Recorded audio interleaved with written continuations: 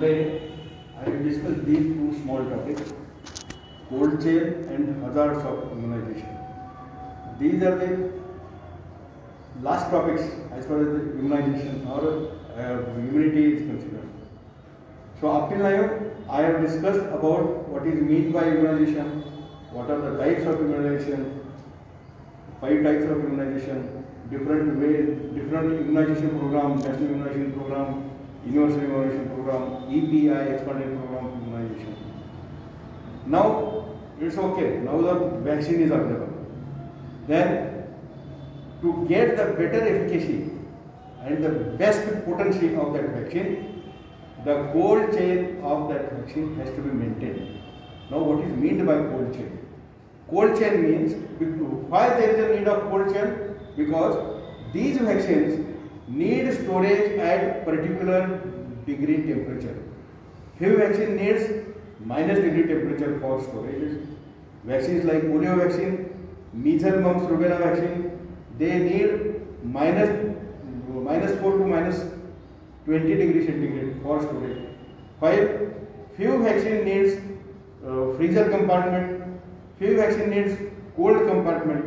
That's why there is to maintain the potency and the highest level of efficacy of that vaccine, the cold chain has to be maintained. Now what is meant by cold chain? Cold chain means this is the way of keeping the vaccine potency and efficacy to the highest quality, so that this cold chain has to be maintained from the manufacturing unit of that vaccine up to the vaccination center till that vaccine is given to the human being or children is given. Whatever the type, depending upon the type of the vaccine. So cold chain is nothing but cold chain is maintained to get the highest efficacy and the highest potency of that particular vaccine. Means carrying of the vaccines from the manufacturer side till that vaccine is given to the particular person. This is called as cold chain. Now why do we want to maintain cold chain?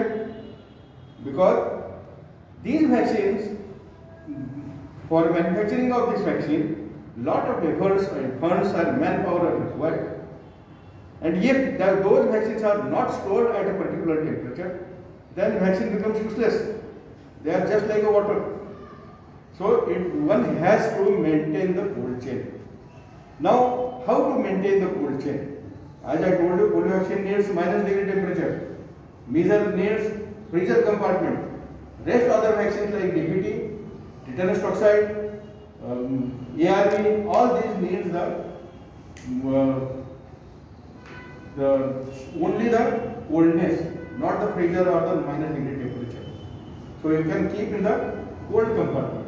So fridge has got this freezer compartment and the cold compartment. So few vaccine needs freezer, few vaccine needs cold compartment. So what are the types of this cold chain? The types are, number 1 is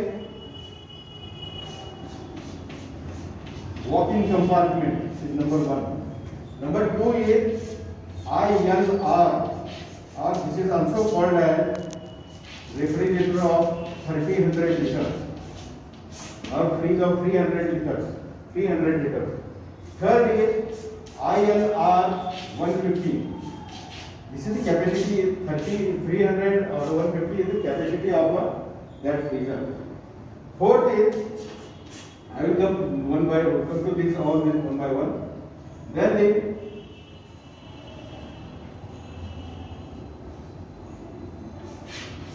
vaccine carrier, and last is the cold boxes. So what is meant by this? Among all this, you must have seen this vaccine carrier. The blue bag, they are carried on the shoulder by these workers. Maybe Asha worker sister or a mama mausi, accompanied by the sisters, staff nurse. You must have seen these blue boxes. Those are called as vaccine carrier. But rest are Walking cold compartment means these are the compartments having, they are big compartments just like a room like this, where, and they are built at the regional center like Pune, Nagpur in Maharashtra, Pune, Nagpur, Mumbai. So even Kolhapur, the 5 regional centers are there as far as our Maharashtra is considered, where this walk-in compartment they are built, where the temperature is maintained at -degree temperature. So these regional, regional offices or walk-in compartment, cold chain compartment, they are built at the regional center, and they supply the vaccine to the 5 to 6 districts. 5 to 6 districts, the vaccine are supplied from walk-in compartment. So where these vaccines are maintained so that their cold chain is maintained. Then next is the ice-lined refrigerator, 300 liter. 300 liters.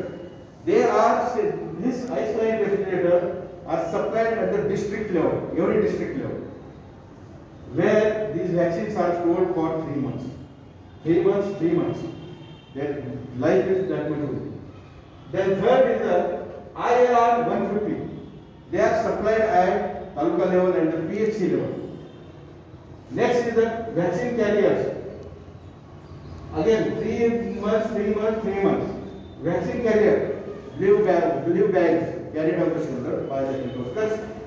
They are supplied at the PHC and the sub centers, and even to the small clinics, or even you go to this our vaccine center, COVID-19 vaccine center. This blue bag is there. So they carry from the corporation, district level, or they may carry from the corporation or the Jilla Parishad. And this contains about 50 vaccines, 50 vials of vaccine. While the cold boxes, they contain 10 to 20 vaccines, vials of vaccines. And in this way, this cold chain is maintained. Why cold chain? Again, I am repeating. Why we want to maintain cold chain? We must get the highest efficacy, and to maintain the potency of that vaccine, this cold chain has to be maintained. Next is what are the hazards of immunization?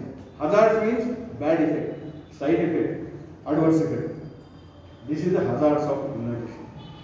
For study purpose, the hazards of immunization are classified under 5 headings. Number 1, local hazards, local side effects. Suppose the BCG vaccine is given at the left deltoid area. It is given intradermal. Means we are injecting the foreign antigen of that vaccine to produce the antibodies in our body against the BCG, means against the tuberculosis. So what happens? There occurs the local reaction. Local reaction occurs means what? There you may get the redness, you may get the swelling, patient may get the pain. So redness, swelling, pain, secondary infection causing the abscess at the site. So these are the local side effects of any vaccine. Similarly, systemic side effects can be seen. Systemic side effects can like high grade temperature, body ache, fever, headache, sometimes skin reaction like anaphylactic reaction, the rash over the skin. So these are the systemic side effects can be. So local side effect, systemic side effect. There are few vaccines which attacks only nerves and the brain, like ARV means anti-rabies vaccine, Rabipur. So this has got more love, more affinity towards the myelin sheath which covers the nerve and brain tissue. And sometimes you may get, after giving the ARV, you may get the paralysis of the lower leg.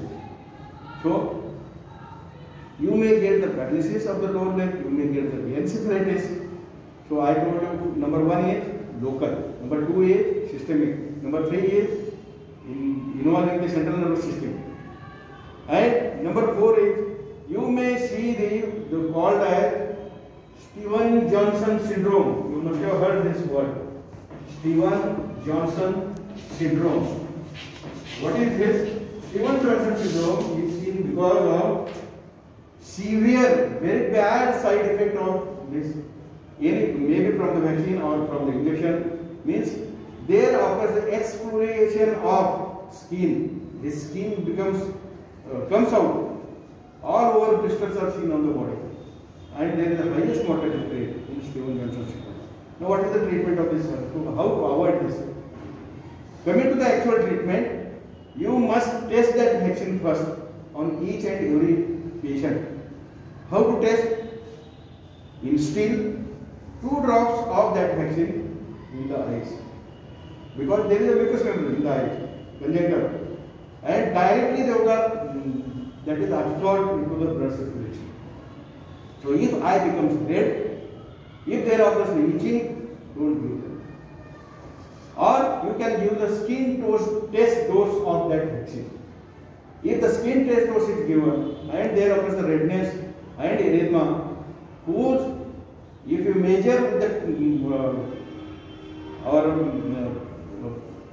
tape or scale, if it is more than in duration or the erythema is more than 10 to 15 millimeters, then don't give that vaccine. So instillation of the 2 drops in the eyes or skin test dose has to be given before giving to the patient. So now coming to the how to manage this. In the standard textbook, only 2 injections are mentioned. Number 1 is injection IV, intravenous, injection dexamethasone, Avil 2 cc, injection 8 mg dexamethasone, or Efcorlian 100 mg intravenous. Still, if patient remains breathless, then you can give aminophylline or you can give injection adrenaline subcutaneously. So this concludes this topic.